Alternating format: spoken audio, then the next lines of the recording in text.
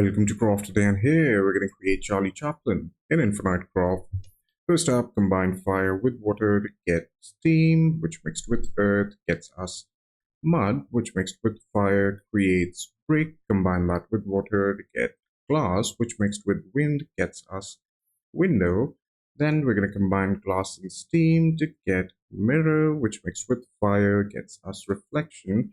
Then combine mirror with mud to create pig, which mixed with water gets us piggyback. Combine that with reflection to get mime, which mixed with window creates silent film. And for the final step, mix wind and silent film to get Charlie Chaplin.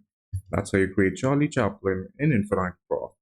Hope you like this video. Thanks for tuning in. I'll see you in the next one, and subscribe to the channel for more Infinite Craft videos.